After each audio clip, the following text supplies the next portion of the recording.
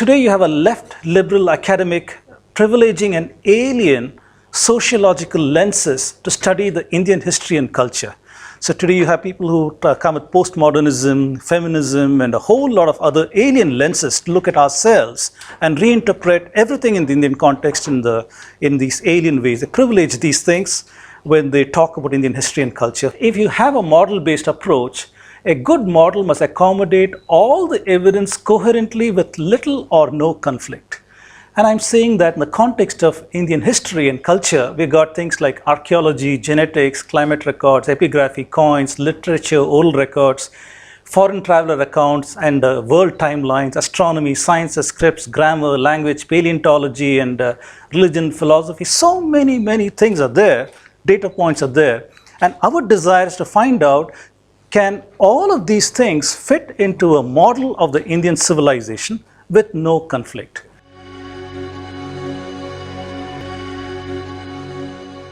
So today I'm going to talk on the story of ancient India from the deep south to the north.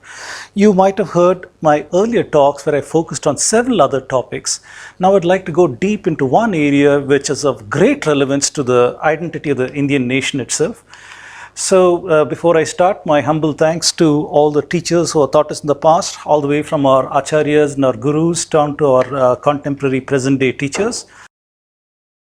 So today we know that there are 5 forces allied against the narration of Indian history.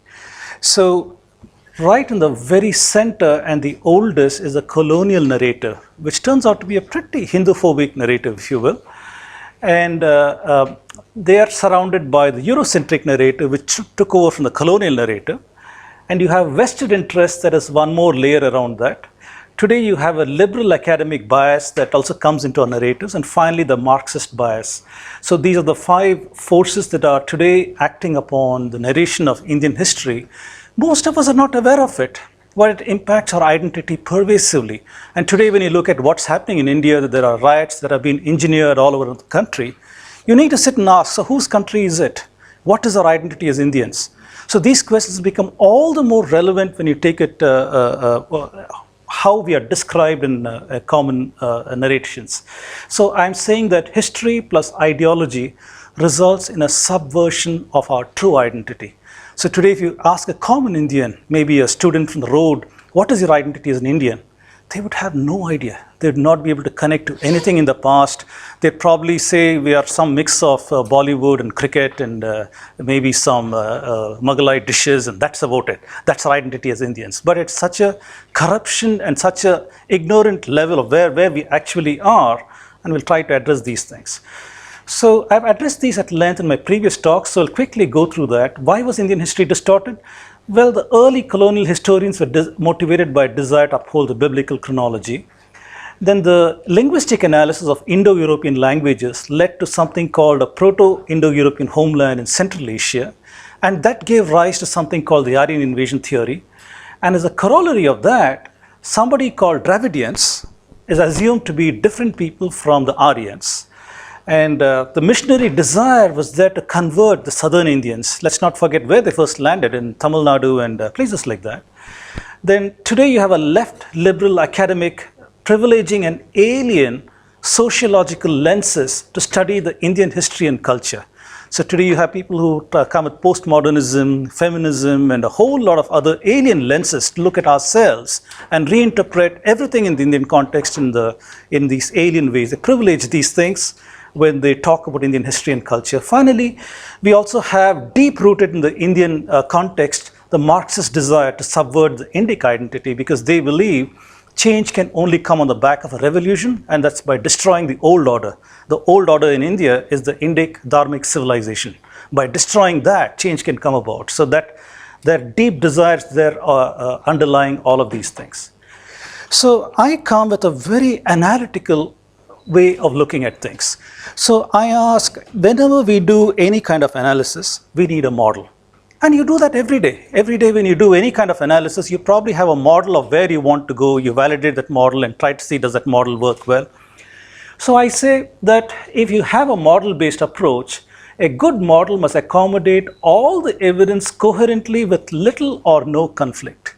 And I'm saying that in the context of Indian history and culture, we got things like archaeology, genetics, climate records, epigraphy, coins, literature, oral records, foreign traveler accounts, and world timelines, astronomy, sciences, scripts, grammar, language, paleontology, and religion, philosophy. So many things are there, data points are there. And our desire is to find out, can all of these things fit into a model of the Indian civilization with no conflict?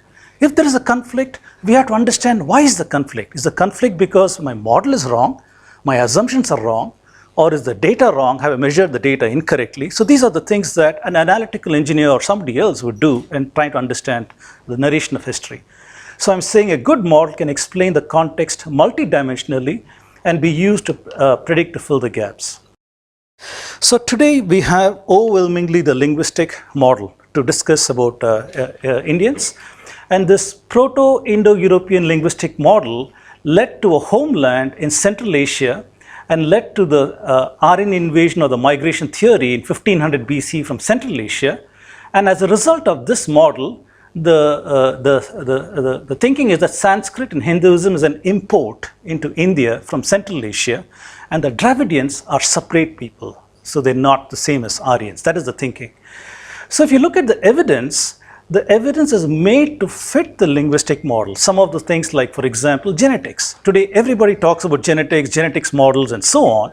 But what we find is, genetics, the evidence is made to fit this because they use constraints from this model in order to talk about genetics itself. There are other evidence also that does not fit the linguistic model, and some of the things I put over here, for example, things like astronomy, archaeology, climate records, oral and literary works. None of these evidence from these areas fit the linguistic model. So we are now asking the question, what is wrong? Is our data over here incorrect? Or is there some problem with this model? Why is it that all the evidence that we have of the Indian civilization cannot coherently be discussed in the context of the models that have been, we are told is correct, right? We are told the linguistic model is correct. So I'd like to now just talk about the 5 forces very briefly. I talked about this in the past also, so I won't go too much into detail. The Indian history narration started with the colonial people, and they started ideological scholarship. And they came, like I said, motivated by a desire to uphold the biblical history. And they believed that God created the world in 4004 BCE, and nothing could have been there prior to that. They also believed God destroyed the world in Noah's flood in 3000 BCE. And because of that, no history can be present from then till the current times. So when these guys came and saw the Puranic chronologies, when they came to India, they asked the Indians, what is your history? They said, we have the Itihasas, we have the Puranas, we got temple epigraphy, all these kind of things. They looked at that and said, whoa, there are huge timelines in the Indian context, and that doesn't fit with the biblical chronology. So they came around saying that there are problems with the Indian chronology and we need to correct it.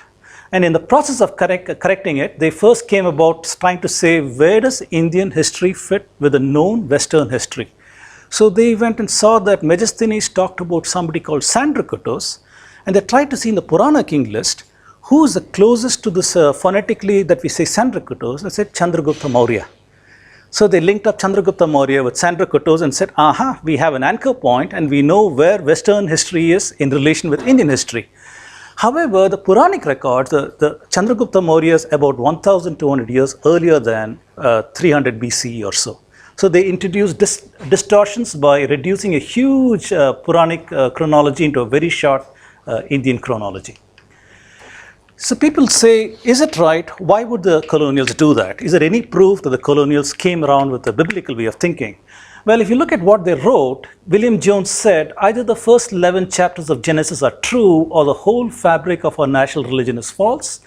He also said, I'm obliged to believe the sanctity of the venerable books of Genesis. Genesis talks about the creation of man, the world in 7 days and so on and so forth. Max Muller, he said, I look upon the creation given in Genesis as simply historical. So this is the kind of biblical thinking they came with, and they imposed a young chronology in India. And we are, as a consequence of that, we have Aryan invasion, discrediting of Indic sources, recent linguistic data for works, and so on. One more work that I came across on Max Muller, he wrote a letter to his wife. And that letter was in 1866, published in this account over here, edited by his wife. And he says that the Vedas are the root of the religion. To show them what that root is, I feel sure is the only way of uprooting all that has sprung from it from the last 3,000 years. So very, very clearly in his own words, his works of translating the Vedas and everything else is motivated by a desire to uproot the Indic civilization in favor of a biblical chronology. So it's not just our imagination running wild and so on. There is proof to look at what their thinking was in those days. The colonial way of thinking soon led to a Eurocentric way of looking at Indian history, primarily because the Europeans were interested in knowing what is their homeland. Ever since William Jones came to India and he said there is a commonality between Sanskrit, Latin and Greek, they seem to be related, the Europeans wanted to know where is our homeland. So initially they thought India was the homeland and Sanskrit is the mother of all the languages. Then eventually they discovered the Mitannis and the Hittites who were supposedly Indo-Aryan in the late 1800s. Once they did that, then linguistic models were proposed to try and say that Sanskrit is no longer the mother language. There must have been an even more ancient ancestral language, which they call the Proto-Indo-European language. And because of that, the homeland shifted and they tried to see where it was and finally landed up in Central Asia. And they proposed, because of that, that Aryans came to India in 1500 BC. It's a consequence of these discoveries over here. Then in late 1800s, they discovered the Indus Valley civilization. And in 1900s, when they started excavating the site, they found skeletons there and so on. And very, very soon, one of these guys who excavated there came around saying that Indra stands indicted because Indra is called Purandara, the destroyer of forts. And here you see that there are dead bodies here in the Indus Valley and so on and so forth. And they said that it's supposed to be an invasion from the Proto-Indo-European homeland. And they used linguistics and archaeology to make these claims.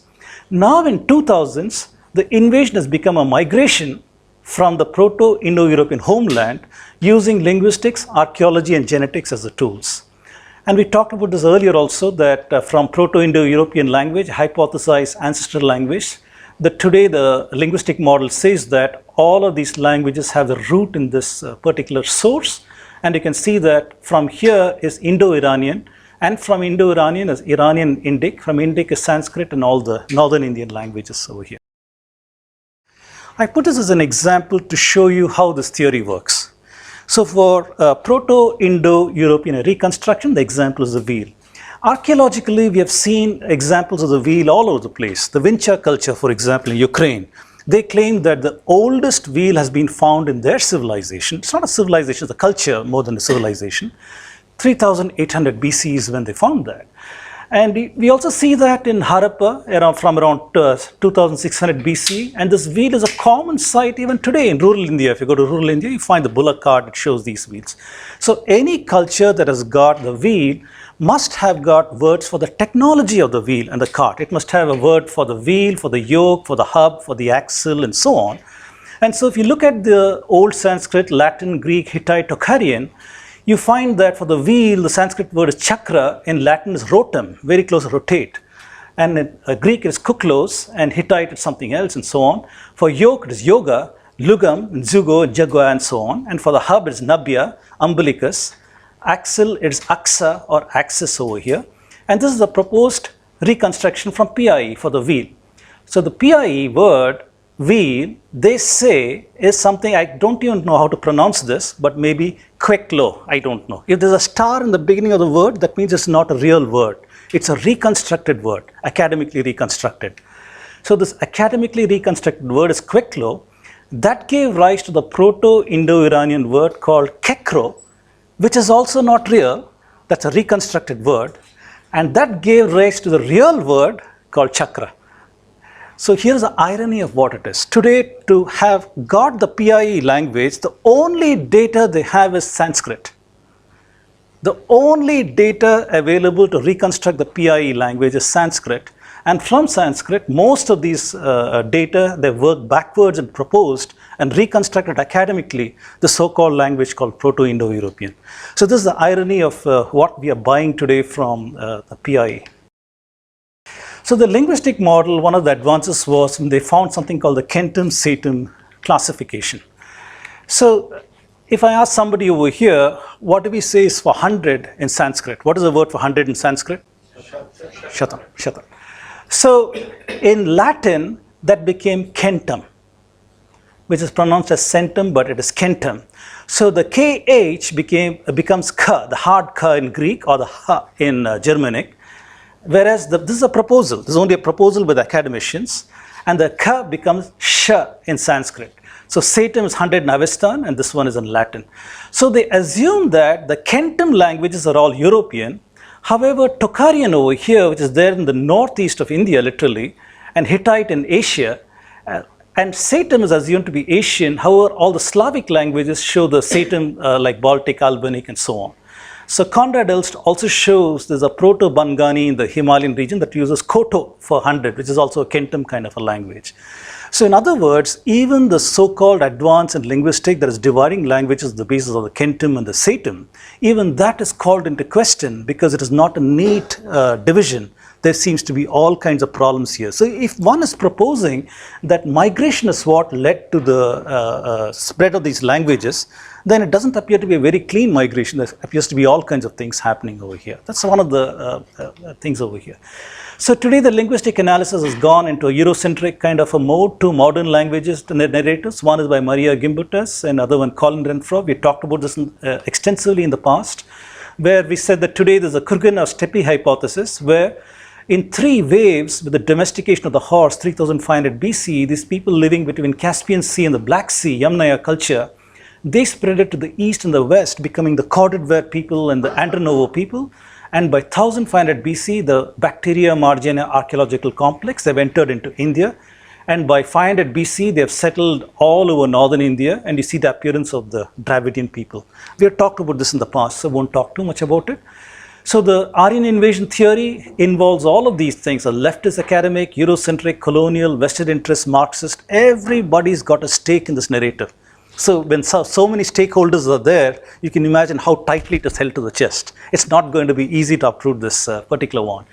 So it says that bands of male warriors from Central Asia invaded or migrated to India around 1500 BC, replaced the existing civilization, and they brought Sanskrit, Vedic ecosystem, and so on.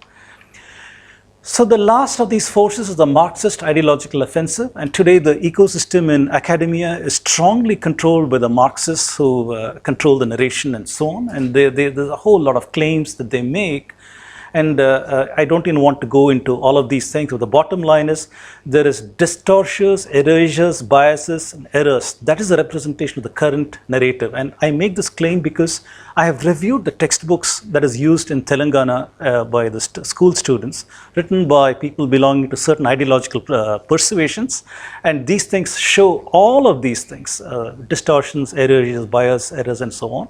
And I claim we cannot build a national identity when our narrative has got so much of distortion. Like I said, today you have rioting happening all over the country, and the reason is because everybody's mapped strange identities to themselves. Some people say that this is who Indian identity is. You go to southern India and somebody, Dravidian or somebody, this is who I am, this is my identity, and so on. So the tragedy is that out of all of this 70 years of feeding us with a certain kind of an identity, we need to unravel, deconstruct our thinking and try to figure out who we are. So the story of the Indian civilization, the mainstream narrative says Aryan invasion, but then evidence will show out of India. They say Indic thought only impacted the East, but we show it impacted East and West. They say Indic civilization is recent, we show it as pretty ancient. They say that Indic thought borrowed from Greeks and Babylonians, but we show that the Indic thoughts seeded the Greeks and Babylonians. All this I've done in the past two Indic Srijan talks. So if you're interested in these topics, please go and see the last two talks over there. Today I'm going to be covering this main thing where it says, the mainstream says Indians are Aryans and Dravidians and tribals also. Whereas I will show that these identities are manufactured. We've also addressed this in past talks. Vedic culture is responsible for poverty, as shown invasions are responsible. So here we are. What is the story of the Deep South? This is something that we are not addressed very often in our discussions. I'd like to go in fairly some detail with this. So today the Dravidian claims are such that it is unique to Tamil Nadu. If you take somebody from Karnataka, from Andhra, Telangana, or Kerala, the chances are they wouldn't even see themselves as so-called Dravidians. They wouldn't even see themselves as a different identity. This is a problem that is unique to Tamil Nadu, the Dravidianism claim. There is a claim that there existed an ancient Dravidian civilization in the sunken region called Kumari Kandam. There is a claim that Harappan people were Dravidian. Aryan invasion supposedly drove the Dravidians to the south, and the Aryans are oppressors. The claim is Tamil is the oldest language, and we have our Prime Minister who himself went and proclaimed this, and it is distinct from Sanskrit. It says that Dravidians are racially distinct from northern Indians. Oldest Indian scripts are in Tamil Brahmi, and pure Tamil or Sen Tamil can be got by removing Sanskrit from all the Tamil works of ancient times. It says that the Dravidian people are descended or related from or to the Elamites. And Thiruvalluvar, who was a saint in Rishi, if you will, in ancient Tamil Nadu, he was influenced by Thomas the Apostle. So the last two claims are part of the Dravidian Christian claims, which is very, very prominent, which says that they're related to Elamites and Thomas the Apostle. So when we look at ancient Tamil history and try to see what can we make out of it, the earliest that we have is something called the Sangam periods. So the Sangam periods are recounted by 5th century work by Nakira, who's a Pandyan, who says that the first Sangam was for 4,400 years in Then Madurai. Then Madurai is southern Madurai, attended by 459 poets, including the rishi called Agastya. Then it says the second Sangam period was for 3,700 years in Kapatapuram, attended by 59 poets and Agastya. It implies that Agastya could have been a title for different people of a particular sampradaya. And it says that these two cities were both submerged and all the literary works of that era was lost. And the third Sangam is in Uttara Madurai, that is present day northern Madurai, and that lasted for 1850 years. So if you look at Times of India and on a particular report, it says Tamilakam, which is this area, had interfaces with more than 30 cultural groups and more than 40 port cities across Indian Ocean, Red Sea, Mediterranean. It was an exchange network of people, goods, cultures, and technologies. So it's fairly obvious we have such a long coastline. This is a maritime-based civilization. If there was one, it's a maritime civilization. We need to look for evidence of that. Some more of the Sangam period, this 15th century poet in a particular work, he says that land from Pahroli river in the north to Kumari river in the south was lost. Both are located to the south of Kanyakumari, and it covered an area of 700 kavatam. We don't know what that measurement kavatam is, so it's just a figure that is there in this particular 15th century work. Some more medieval writers say there's loss of land south of Madurai. 1st century BC work also measures the loss of Pandyan area to the sea. There is a 6th century work that mentions that the Pandyan king, because Pandyan lands were lost to the sea, he says he took an equal measure of land from the Cheras and the Cholas, from both sides. So that work is also there to compensate. However, not one of these accounts uses a word called Kumari Kandam, which is very, very common in today's narrative. So we go to see who even brought this word Kumari Kandam to the discourse. So Kumari Kandam appears in Kanda Puranam, written by Kachyapa Shivacharya in 1350, as a place where Shiva worshipping Brahmins live, and it has nothing to do with land loss. 20th century Tamil supremacists, they seized upon the failed theory of Lemuria, and they proposed that lost land was Kumari Kandam. Now we must go back to the 19th century when the geologists of that era, they were trying to study why is that the shape of the continents is such that it's like a jigsaw puzzle, they seem to fit to each other. You see that Madagascar fits into Africa, southern India fits over here, and so on and so forth. And they proposed that there was a lost continent over there. The lost continent was Lemuria. But that theory was discredited pretty soon once they discovered plate tectonics and so on. They said that there's no such thing as Lemuria. However, it was too late because the Tamil supremacists had seized upon that land. And they said that Kumari Kandam was a land from southern India over here, all the way to Australia over here, up to Madagascar over here. So this is the claim. If you look at Tamil works, supremacists talk about Kumari Kandam. This is the claim that there was a lost land. So if we go looking scientifically for an evidence for this, the only time it might have been possible is the last glacial maximum, an ice age, when it was about 26.5 thousand years ago to 19,000 years ago. The sea levels were 125 meters lower than today, and vast ice sheet covered most of North America. We also had a late glacial climate warming about 13 to 10,000 years ago when the cold event was over and water started submerging. Why am I saying all these things? Because if you look at National Geographic, there is reference to something called Dogger Land. So Dogger Land was this area that you see here. And if you look at this very carefully, you'll recognize that this is the United Kingdom. And around United Kingdom is land. And this land was called Dogger Land, and here's the North Sea over here. So 17,000 years ago, there was land over here. You could have walked from mainland Europe into United Kingdom, and 9,000 years before present, all of this was land. So this is what I wanted to show, that today, if you use Google Earth and try to see what is the sea depth in these areas, you find that in this 17,000 years, it is 122 meters or 400 feet. And over here it is 2,700 meters where it falls off, or 9,000 feet. And here is 31 meters at the channel over here, or around 100 feet. So I said, if 9,000 years ago in United Kingdom, Dogger Land, this was the sea level and this is the land level, what would have been the case in India, closer to the equator? What would have been the sea level? Can we think there's a land over there?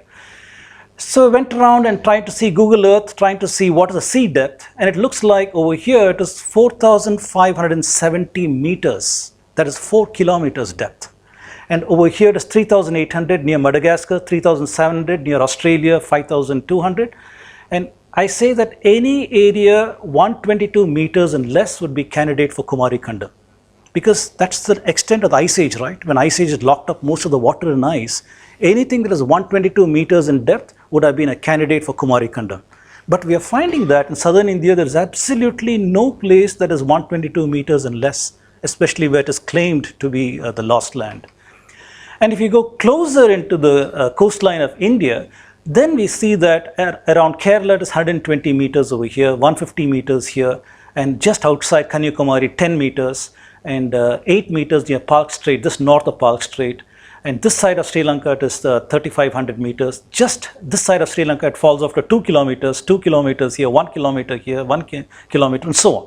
So if there was land, the land would have extended only over here, Kumari Kandam, 9,000 years ago, 10,000 years ago. I made a crude estimate and said that around 160,000 square kilometers would have been lost from Kanyakumari onwards to the north of Sri Lanka.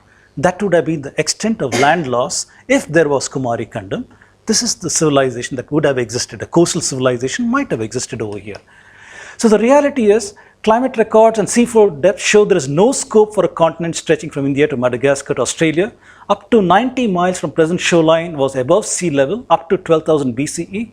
We might have had sudden sea rise level at global temperature around 7,000 BCE. We could also have had subduction earthquake. We saw what happened in Indonesia, right? With the subduction earthquake, the land dipped by 6 meters. So we could have had things like that, but not to the depth seen. I don't think it would have subduction to 1 kilometer, 2 kilometers. That wouldn't have happened. Coastal Tamil Nadu probably experienced submerging around 9,000 years ago. Now, if we look at other texts to see evidence of southern Indian mention in our texts and so on, you find that there's a story of Agastya in the extreme south. We know that Agastya came from the northern part of India, crossed the Vindhyas, told the Vindhyas, don't grow till I come back, and he's supposed to have come to the south. So, Professor Abhyankar said, if Agastya was the first to cross Vindhyas and see Canopus, Canopus is a star that we called Agastya, then the date is 5200 BC. So what is this graph over here? This graph shows the appearance and disappearance of a star called Agastya. Agastya is a star in Greek that we called Canopus. So I drew this map from the latitude of Jaffna. So this is the horizon, the east, south and west. And you see that Agastya just appears over Jaffna over here in this particular time frame that I've listed 12,000 years ago. 12,000 years ago this appeared. So Professor Abhyankar said, Agastya appeared in Kanyakumari in 10,000 BCE. It appeared in Madras around 8,500 BC, Hyderabad in 7,200 BC, Vindhyas 5,200, New Delhi 3,100 BCE. Today we are here where Agastya is visible all over India, but we'll go on a disappearance curve also, and from Kanyakumari 11,000 years from now you won't even see Canopus anymore. Why is that? Because in my old talks I talked about precision, right? Earth is precision at 26,000 years, tracing a very slow circle in the sky. So right now, from the northern India is in the northern hemisphere, Agastya is a star in the southern hemisphere. Normally from India we cannot see Agastya, but if you think of the whole of the earth as dipped in this way, right? Precision has dipped in this way, giving us a view of the southern hemisphere. So pretty soon you can think that the whole precision will dip in this way and we won't see Agastya anymore. So that is the appearance and disappearance cycle that you're talking about over here. So we know that there is a story in our Puranas of Agastya drinking up the ocean water, because the god said there are some demons living under the sea, so can you drink up the ocean water? Agastya drinks up the ocean water and then they go and kill the demons. And after some time the god say, give up the waters again, the earth needs water. So he gives up the water, the oceans are refilled again.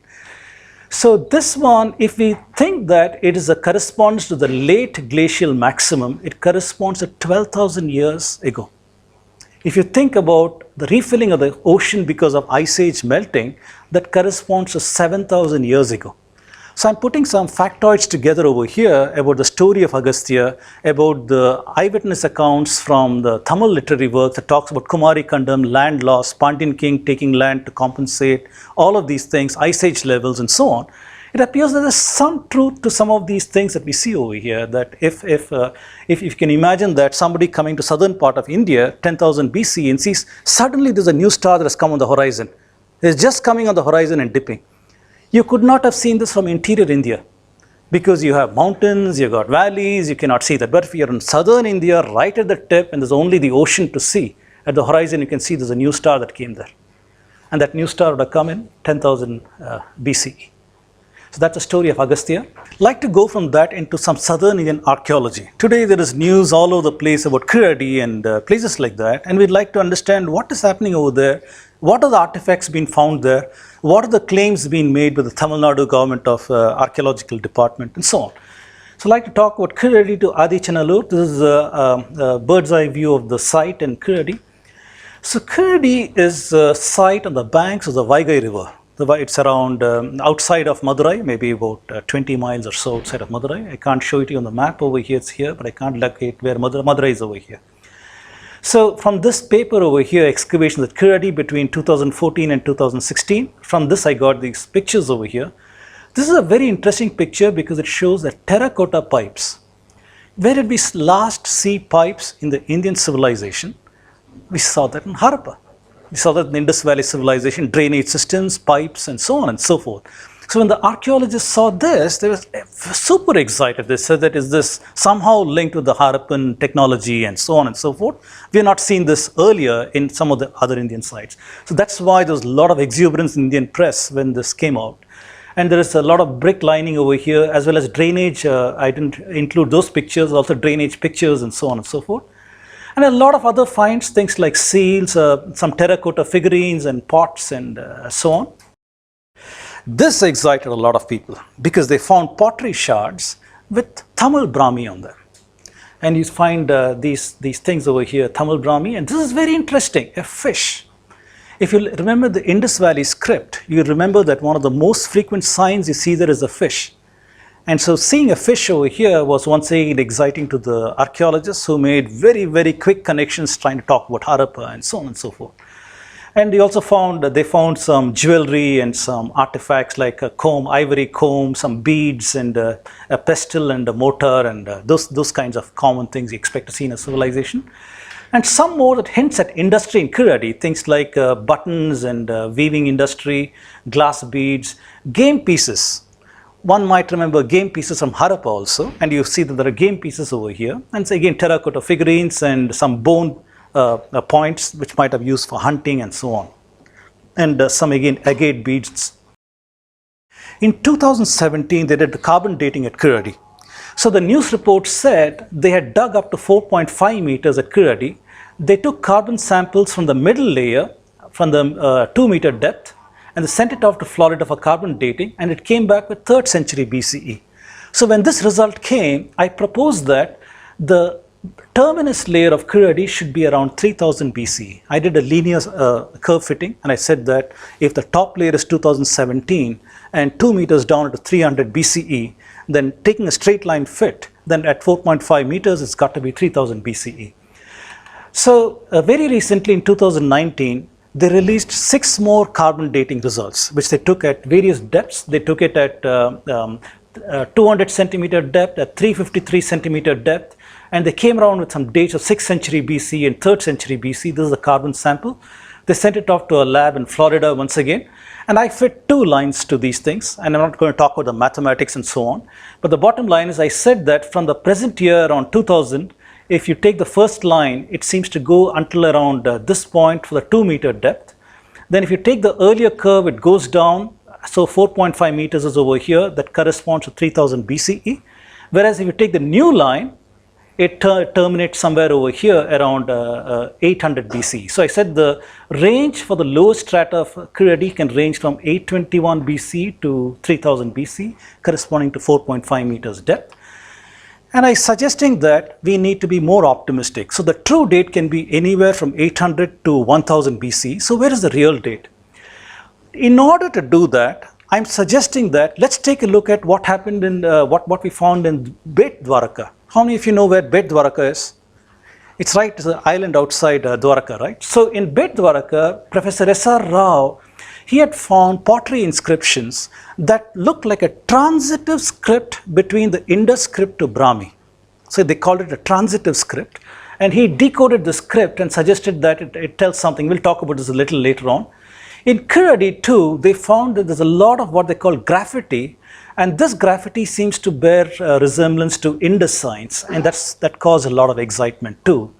And so I'm suggesting that if there was contact between the regions via sea trade in a very early period of time and sharing knowledge of writing, this is possible. And given that we have a transitive Indus to Brahmi inscription in Bet Dwaraka in 1500 BCE, I'm taking the average of these two and I'm saying that Kiradi is probably 1900 BCE. That is probably the date for the terminus layer over there. So from that we'll move on to, we talked about this earlier, in southern India you also have Arikamedu glass factories over there that has been dated around 300 BC and maybe even older over there. One more archaeological site in the south that is called Adichanallur. So Adichanallur is near Thoothukudi in southern India, and they found a lot of things. For example, they found urn burials and gold diadems, they call pattam. And even now in southern India, even in some places in northern India, during wedding times, you find the bridegroom, he wears a head ornament. So that basically is an old custom, very, very, very old custom in India. And you find that even in southern India, there's gold leaf pattam over there. They found what they call the bronze of Mother Goddess. And this really gets me because this is a word that was introduced by the Marxists. In India, we have nothing like Mother Goddess. We know what Shakti is. All of us everywhere know what Shakti is. We have no clue what Mother Goddess is. So, but at any rate, this is called Mother Goddess, and it is dated to around 1500 BCE. They found skulls of foreigners from Southeast China, Mediterranean Africa around 2500 BCE in this part of India. The skulls show abnormalities. What are these abnormalities? It is reminiscent of deep sea divers. If you go deep sea diving, then there is some nitrogen pockets that happen in the bone, causes some changes in the structure, causes holes in your skull literally. And because of that, they know there were deep sea divers for pearls. They were pearl fishermen, right? They go deep diving, pick up pearl and come. So they studied 170 skeleton remains, and they say Caucasoid constitutes 35%, Mongoloid 30%, Negroid 14%, and so on, what they call Dravidian 8% in mixed rates. However, this paper also says that the population changed by 500 BCE. Or whoever was there earlier, 2500 years BC, 2500 BCE, that is entirely changed by 500 BCE. So, way back in 2005, when the tsunami hit southern India, it also uncovered certain things at Mahabalipuram. And one of the things it uncovered was a temple that is 2200 years old, that is 200 BC. So what am I doing so far? We talked about Kiradi. We talked about Kiradi and we said that the declared dates are 600 BCE. However, I'm proposing 1900 BC for the reason of Brahmi and transitive Brahmi and so on. From there, we went to Adichanallur. We went to Adichanallur and said, look at the artifacts they found over there. And now I'm come to 2200 years ago, saying that appears to have what we call Hindu culture, the temples, actual remains of temples, where they're declaring as a temple at this point. Addressing the issue of, are the Dravidians connected to the Elamites, the Proto-Elamites? Who are the Elamites? The people who lived near the Iranian area, the Susa and other places near the Iranian area. They were the Elamite people. So they had a script that looks like this. It is not deciphered even today. Elamite appears in 2500 BCE. It was used for 2000 years. Even when Alexander came to that part of the world, they were using this script in that part of the world. And this professor says neither Proto-Elamite or later lenient Elamite has been deciphered.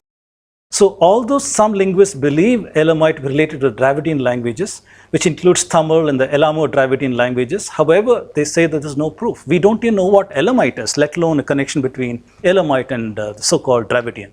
So based on the reconstructions available, there are people making some of these claims. So I don't think you can take this very, very seriously as yet. So if we talk about, we talked about archaeology, we talked about Kumari Kandam first, we talked about archaeology.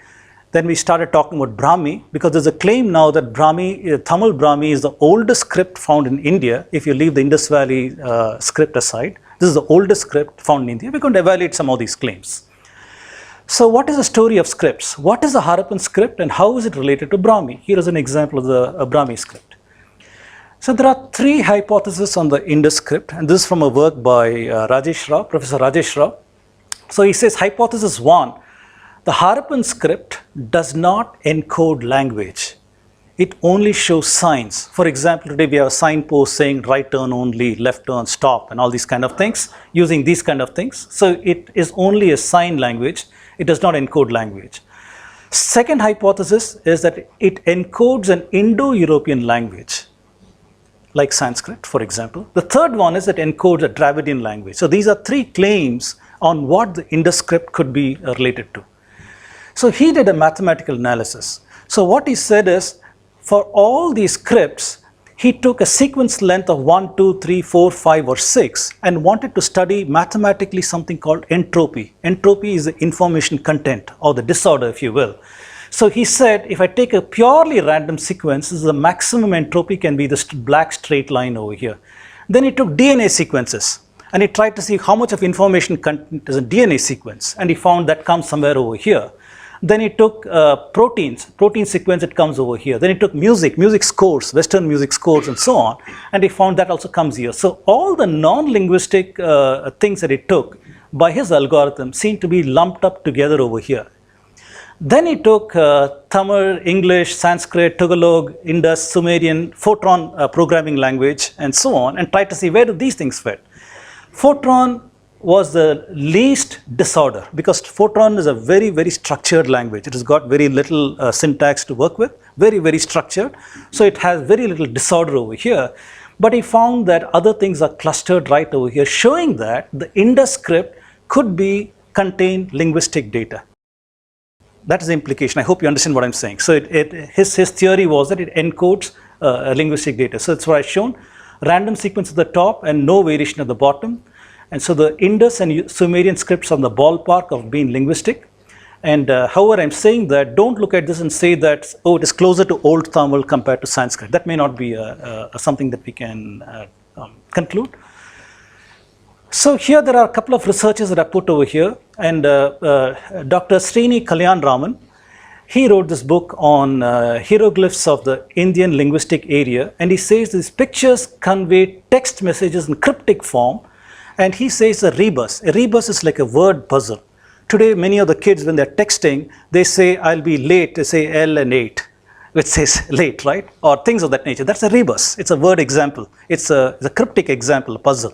So he said that the Indus script is a rebus that draws from tribal languages and classical languages for India, and it shows that it represents a metallurgical society. So many of the words that in Indus script was basically referring to a metallurgical society.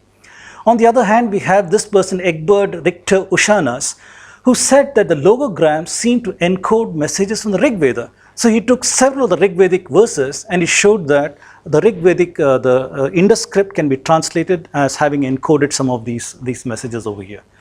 Professor S.R. Rao in 1982 in a paper, he took 62 signs and showed that it encodes Sanskrit in this particular work, Decipherment of the Indus script. You can follow this for more reason. Then this Finnish professor, Asko Parpola, he proposed that it is related to the Dravidian languages. For example, taking this fish sign, in Tamil it is called meen. Meen is fish. So he says the intended meaning is either fish or a star. Then if there is a fish and two lines, the line is like a sphere. A sphere is called a whale in Tamil, or a veli. So he says that means it's Venus or a white star. Similarly, if there are 6 lines, 6 fishes, that's mean Aru mean. And he says that is Kritika, because Kritika is a bunch of 6 stars and so on. So this is a reconstruction. So you don't have to immediately say this is correct. It's appealing. It looks very appealing and very nice to imagine that. However, it is one of the decodings possible.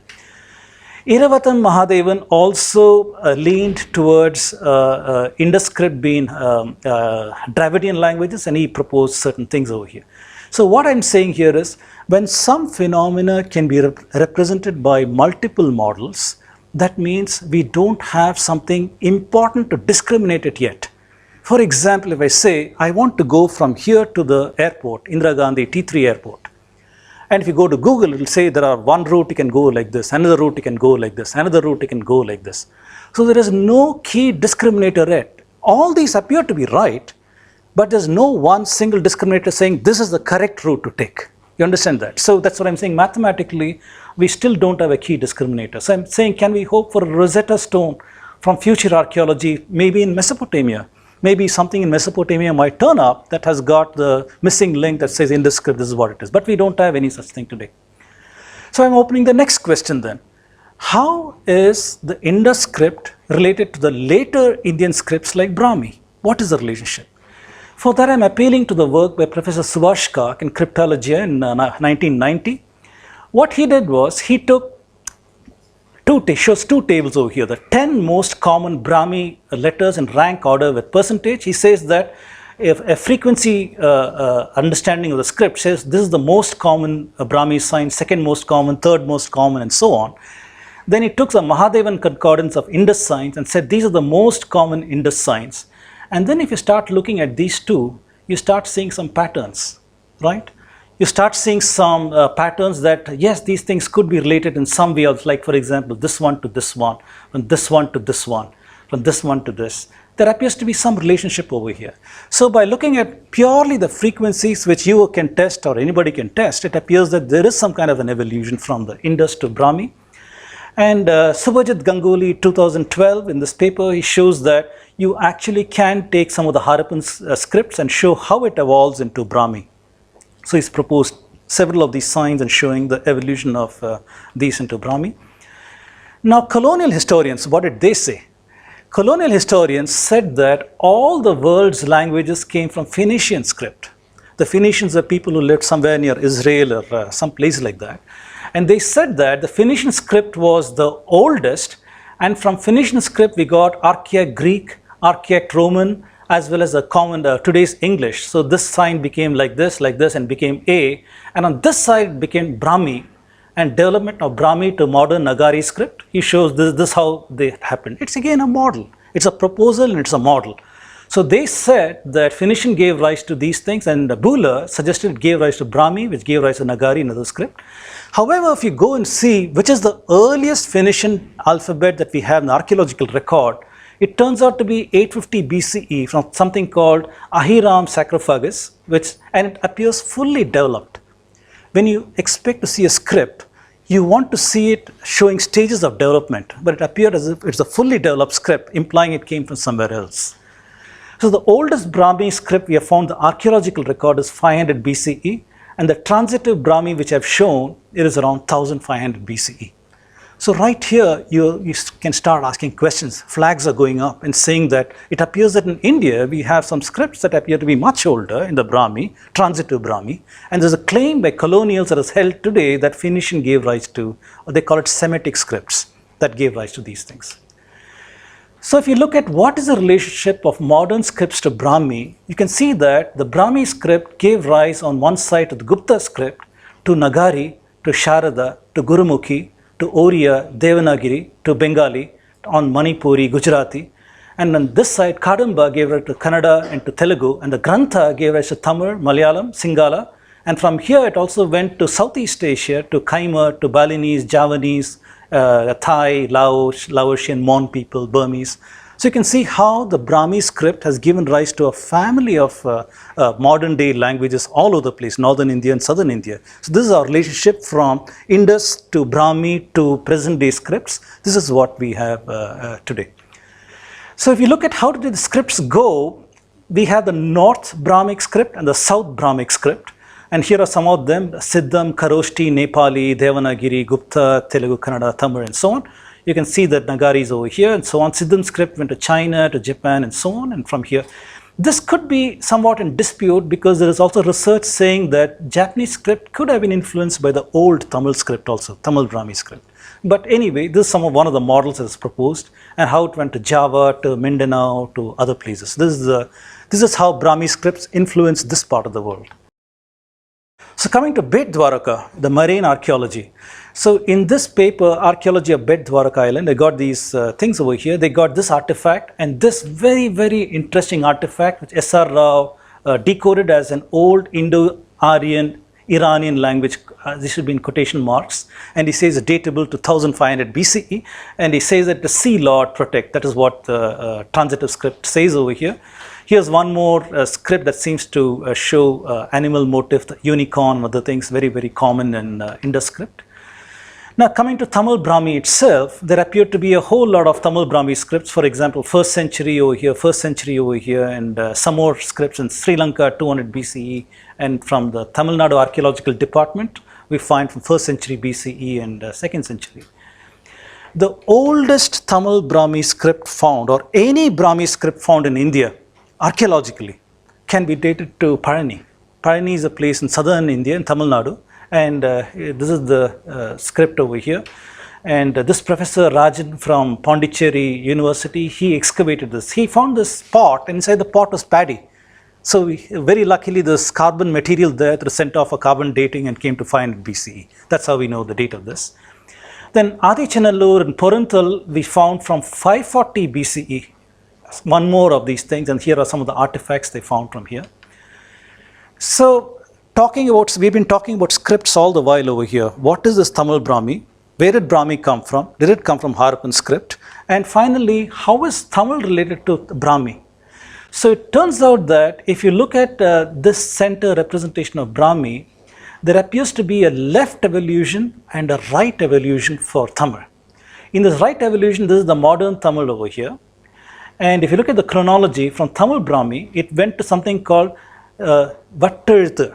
Vatteluthu went to the left side, and arrested development does not show up in the archaeological record anymore over here. And Tamil Brahmi gave rise to Pallava Grantha, gave rise to Chola Pallava, gave rise to Vijayanagara, then to modern Tamil. This is how the Brahmi script is evolved. So when somebody comes and says Tamil is the oldest language, oldest script, and so on, how do you decode these claims? That is the reason why I'm trying to show all these things and trying to tell you that there's a co-evolution. All over India, there's a co-evolution of scripts and co-evolution of things happening, and they all appear to be related to the Harappan script also in some way through the transitive Harappan script. I gave a couple of researchers, Subhash Kak and Rajesh Rao, to show these things. Now, in all of my talks, you'll see that I talk about the archaeological record. I also talk about the paradox that we have in India, that we have a lot of things in our literature that does not have archaeological support. And here is one such thing. What are the non-Harappa references to writing? This is very famous. All of us know this. This is deeply embedded in the Indian context, right? So when Vyasa wanted to write the Vedas, he said that I need a scribe to do that. And Ganesha came, broke off his tusk, Ekadantaya, and he started writing the whole of these things. Very, very famous. So in this paper over here, this man actually went through a study of all these references. So Max Muller, he says the writing started in the so-called Sutra period. We'll talk about this later. Panini seems to be referring to Lipikara, which is a scribe. He also refers to Yavanai Lipi, the so-called, not Greek, just Yavana. We don't know what Yavana is. Manu refers to Lipi and Lekhita. Manu also, he denounces forgers of land. So not only was writing, there's also forgery in that time frame itself, because he's denouncing the forgery at that time. Yajnavalkya refers to writing on cotton cloth or copper plates. Vishnu, I don't know which Vishnu it is, I'm questioning, is it Dharmottara? It refers to writing.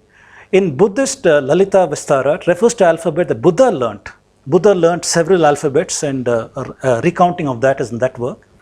Strabo, the Greek, he said that Indians wrote on cotton cloth, same as Yajnavalkya said. Majesthines said Indians had mileposts and road names. When he came to Magadha, he could see all of these things.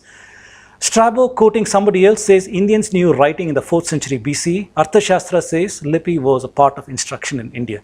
So these are the non-Harappan references. We can't date them precisely. If you remember my older talks, you'll see that I dated Yajnavalkya to approximately 3000 BCE. So from that time frame, we seem to be talking about writing in the Indian context. So the conclusion from southern archaeology and scripts, we talked about the Vaigai River excavation at Kiradi, and I said that carbon dating from 300 to 600 BC, that's the golden standard. However, I did analytical inferences for the terminus layer using mathematical models, and I said that it could be 820 BC to 3000 BC with a mean of around 1900 BCE. We talked about Indus script. We said there are 3 hypotheses. One is it could encode sign, or it could be a so-called Aryan language or a so-called Dravidian language. Brahmi, we said that appears to be derived from the Harappan script. We found a transitive script in Bet Dwaraka around 1500 BCE. Tamil Brahmi, archaeologically the oldest find is 540 BCE in Parani. Brahmi has given rise to all the present Indian language scripts, several references to writing in ancient Indian literature, and the evidence is inconclusive. So when somebody comes and claims antiquity, oldest and so on, I would caution that you must not buy in these claims immediately. There's probably, we don't have enough evidence to say that one was the oldest or something is not the oldest. So script is only one part of the story. The other part of the story is language. You know that language can be written in any script, right? In fact, we saw Brahmis can be used for anything from Oriya to Kannada, Telugu to Hindi, whatever. So when you talk about language, I ask the question, who coined Dravidian as a separate family? So that's a question we want to ask. What is the origin of the word Dravidian? Dravida is a Sanskrit word. It's used to denote the geographical region of southern India. Varahamihira and Brihat Samhita places Dravida to the southwest and east. Parasharas, he placed it to the east. Dravida is used in Tantra Vartika by Kumarila Bhatta. Adi Shankara and Saundarya Lahiri, he refers to himself as a Dravida Shishyu, meaning that he's a person who came from the southern parts of India. The missionary Robert Caldwell, he's the person who coined this English word called Dravidian. So we're going to investigate this a little more. I'd like to ask a question, who was the first person who caused the division of Sanskrit versus Dravidian? Today is a received wisdom, right? None of us even bother to think about these things. Received wisdom, separate languages. When William Carey, Thomas Colebrook and Charles Wilkins, they all believed that every Indian language is derived from Sanskrit. That was their thinking when they first came to India and so on. However, there was a person called A.C. Campbell who was based in the Telugu regions, and he wrote a book called Telugu Grammar in 1816. His primary aim was to disprove these guys, to show that no, there is one more language family in India and it's not all from Sanskrit. His mentor was somebody called Francis White Ellis, and he wrote a 40-page foreword to this Telugu grammar, and that has come to be called as a Dravidian proof. So in this 40-page proof, he went around saying, for example, he took a word list. One example that I give you is for milk. Milk is such a deeply embedded word in our culture, right? Because farming, animal husbandry, and so on. So he said, in southern India, if you go and look at the Tamil word, it's called Pala. If you go to Telugu, it's called Palu. If you go to Kannada, it is called Halu. If you go to Hindi, it's called Dud. If you go to Sanskrit, it's called Dugd, and so on. So different languages, different things. So he said that from Dud to Palu is such a big difference. That means they're probably not related. So he came about with a bunch of words like this, including the structure of the, he compared a word list from Dattapatha. I think it is a work from Panini's word list, and Telugu list by Shastri. The Shastri professor was working in a Sanskrit college, and he compiled this list for him, and he worked off on that one, compared the roots of those words, compared word list of Kannada, Tamil, Telugu, showed the cognates. Cognates are when the words are all related to each other in some way, like Halu, Palu, Pal, and all these kind of things. Compared the word list constructed from roots of Kannada, Tamil, Telugu with a prefix-suffix pattern and what meter was used, and he proposed that there is something called a Dravidian language.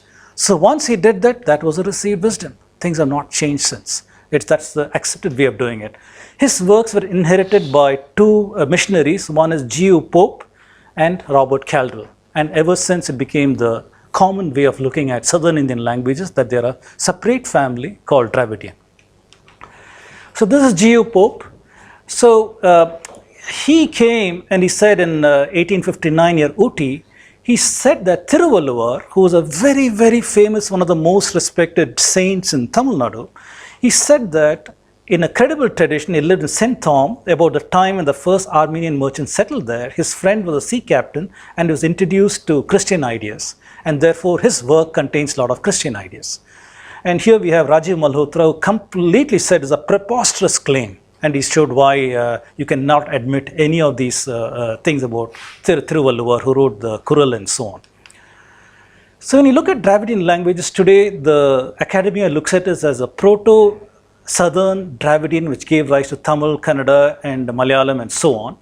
The North Dravidian, which gave rise to Kuruk, to Brahui, and other pockets of so-called Dravidian languages in the north. Then in Proto-Central, that gave rise to these tribal languages over here. Then South Central Dravidian gave rise to Telugu and other scripts. So this is the way academics look at these languages today. So who is Caldwell? Caldwell was a missionary, linguist, bishop of Tirunelveli. He wrote a book on comparative grammar and southern languages. His biographer says his primary concern was to convert the South Indians to Christianity. That's where he came from. That was his motive. That's what he did. And over here, for example, he said he was trying to compare the role of Latin in Christian works with the role of Sanskrit in Tamil works. So he said you can readily remove the Sanskrit from Tamil works and get a more refined state, whereas English cannot abandon its Latin. So very, very interesting though, he's trying to always relate in his work on comparative grammar how, for example, 10 commandments expressed in the speech of lower class of Tamil people, the proportion of Sanskrit will be greatly diminished. You can see the lens with which he's coming. He's coming with a lens saying that they've identified the enemy is Sanskrit. We need to remove Sanskrit out if we want to convert the Southern Indian. So every one of their works was aimed at trying to write works of this nature. There's a lot of things I can underline over here, but not doing that. So he asserted that a group of people called Chanars were indigenous Dravidians.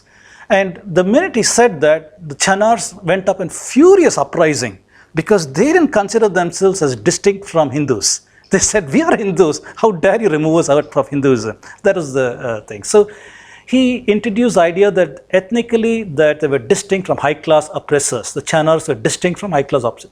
He coined the pejorative called Brahminical Aryan. So today if you see in your NCERT textbook words like Brahminical Aryan, you know it came from Caldwell.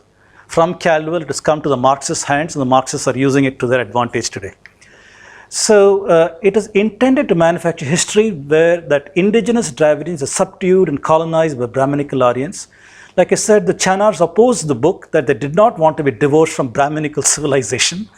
And the book was described as pejorative, outrageous, and paternalistic. However, the Tamil Nadu government in 1968, they honored him with a statue. If you go to Marina Beach in Chennai, you can see the statue today of this man. He introduced these ideas, ethnic distinctiveness of the Southern Indian. He introduced a pejorative called Brahminical. He introduced the idea that Southern people are oppressed and subdued. And he also said that you can get something called Sen Tamil, which means pure Tamil, by purging the Sanskrit from it. Remove the Sanskrit and replace it with Tamil words, and you'll get a purer form of Tamil. So he introduced these ideas. His legacy is what we're living with today. This is one of the biggest fault lines in India today, the Dravidian and the Aryan thing, which is an issue in Tamil Nadu more than anything else. So EVR, he formed the self-respect movement, the Dravidar Kazhagam, and his movement was supposedly dedicated to the goal of giving non-Brahmins a sense of pride based on the Dravidian past. His biographer wrote that. And in another book, Pandian, he wrote that He thought that Brahminical priesthood, Sanskritic social class hierarchy is blamed for existence of inequalities. He stated that Christian and Islamic religions were fulfilling social advancement, but the Hindu religion remained totally unsuitable for social progress. So this is the thinking is embedded even today when you see M.K. Stalin and others in bed with the Christians and Muslims and working against Hinduism. It's basically they've imbibed these ideas to a very deep extent. It's part of their DNA. He also released a map of a proposed Dravida Nadu at a separatist conference in 1940 at Kanchipuram, but the British obviously threw that whole thing out. They said, we're not going to make a separate Dravida Nadu over here. So legacy today, we are DMK and all these parties that continue this one. So I don't know why this whole thing is gone. There's a dark legacy of Caldwell. Oh, I don't know when I did this. Okay. So some of the academic works today, there is this Narasimhachari who wrote that ancient Dravidian religion is agamic and is non-Vedic. In modern review, worship of village deities, Ishtadevatas is pre-Vedic Dravidian religion. And in these works by these Westerners, presence of Dravidian loanwords in Sanskrit works proves synthesis of Vedic with Dravidian religion. Then the Simha in 1979, he showed that the famous ancient poems of Tamil Nadu, all these works, they show an ancient Dravidian religion. So this is where you are today. Today you have academia trying to show that the distinctive language, distinctive people, distinctive religion, distinctive literature, and so on. It's come to such an extent where the separatist ideas have become so deep and endorsed by academia. So that's where we are as a dark legacy. And also the very famous deities Murugan, who's Karthikeyan in northern India, and Shivan go to the Indus Valley civilization. Mahadevan and Vohra stated these things. I put this over here to give shock value. The shock value is there are so many hundreds and thousands of Indic writers from ancient times, very, very ancient times. Let's put a selection over here, Abhinav Gupta, Adi Shankara, Agathiyar, and so on and so forth. Who talks about Aryan invasion? Who talks about Dravidian here? Not one person anywhere in any Indian work from 2000 years ago, 3000 years ago, 1000 years ago, 500 years ago, nobody talks about we are a separate people. The southern Indian or the northern Indian never saw themselves as different from, I'm different from you, you're different from me. They never saw themselves as that. So that whole idea of North-South, Dravidian, Aryan is not present in a single work. I just put a selection of them over here, just to give a shock value that this is what our people said. However, when Caldwell and Geo Pope came along with Ellis White, all of a sudden we have become Aryans and Dravidians and North Indians and South Indians and oppressed, oppressor. So this is Nagaswamy, retired ASI General, Tamil Nadu Circle. He wrote this book, Tamil Nadu, Land of the Vedas. He examines a variety of literary works, epigraphy, Sangam era to medieval. He concludes that Vedic practice is deeply ingrained in southern India and is as old as the earliest literary works. Here is Professor David Shulman from Hebrew University. He wrote this book, Tamar, a biography. He examines a number of literary works and he talks about the erasure of Tamil intellectual tradition, a tyranny born of linguistic nationalism. So in other words, he is bemoaning the fact that the ancient literary works have been corrupted by removing their ancient idiom and putting a new so-called pure Tamil idiom into it. So he's bemoaning that erasure of Tamil intellectual tradition. And he talks about, he concludes that never was a time Tamil existed independently of Sanskrit. Very, very powerful words by two completely different researchers of contemporary times and what they thought about these things. So a research paper from Conrad Elst in Waves 2003, are Dravidians native to the south? If you look at the substratum of places in Sindh, Gujarat, Maharashtra, they indicate Dravidian presence according to Parapola, who shows that things like Palli, Valli and Pata, Vada and Vad and all these things in Gujarat, the structural pattern is there in Marathi, Gujarati and Sindh, and he says these are all Dravidian words. How do these things appear over here?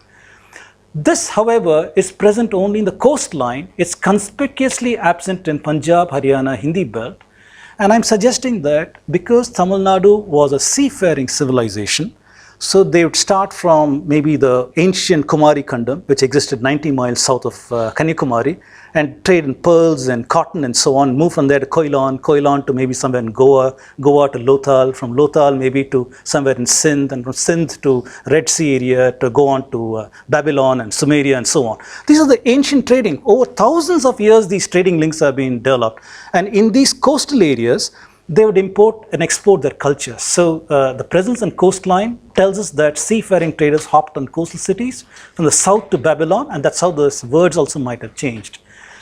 Michael Witzeli says there is no Dravidian loan word in the oldest Vedic layers, and they appear later only in words of commercial transactions. Again, very interesting over there. Then there is more Sanskrit and Dravidian than so-called Dravidian and Sanskrit. And also this M. Renault in 1956, he says a Dravidian loan word ceased towards the Common Era, implying he's believing in Aryan invasion theory, implying exit of Dravidians in the Ganga Valley. So you find these things debated by Conrad Lelst over here. So in India today, academia calls it something called a linguistic area. Linguistic area is something academia uses to, they call it a Sprackbund, a place where many languages seem to coexist, and we have all of these language families, the sizes of these families over here. Today there are academicians who use something called Bayesian phylogenetics in order to try and see the roots of the so-called Proto-Dravidian. In other words, how are all these words, Tulu to Kannada to Malayalam, Telugu, all these words, how are they related to each other and where is their ancestor? So by making use of the same tools as genetics, they try to do mathematically to see where is it related. And they come with something like 2500 BC is where the ancestral proto so-called Dravidian languages. However, the criticism to levy against these things is, why wouldn't they also investigate relationships with existing Indian languages, Sanskrit and other such languages? So if that embedded the relationships and looked for a common root, we would have found different things. So they have already used Ellis White's idea that there is a Dravidian language in the northern Indian languages, and used that as a constraint to build these mathematical models, and use that in a circular logic to try and prove whatever they want to prove. So this is the fallacy of these kind of studies. One more thing about southern Indians and northern Indians, when they go around saying we are racially different people. So they go around saying that, look at me, I am dark, look at that guy, he's fair. Surely he's not the same race as I am. We are two different races. That's the kind of thinking that is there in very base level thinking in India.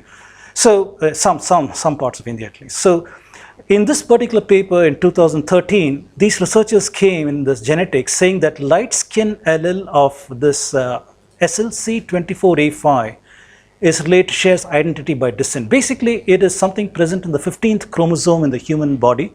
It's a mutation. That mutation appeared around 22 to 28,000 years ago, and it is responsible for the expression of melanin. If you have that, then it defines how much of melanin you'll produce, and depending on the melanin you have, depending on the latitude in which you live, it tells you what skin tone you'll take on. If you live in the southern latitudes, more direct sunlight, you'll take on a darker skin tone. If you live in northern latitudes, lesser sunlight, you'll have a lighter skin tone. And if you did not have that, and you go to southern latitudes, your skin will burn and you'll get cancer, you'll get sunburnt.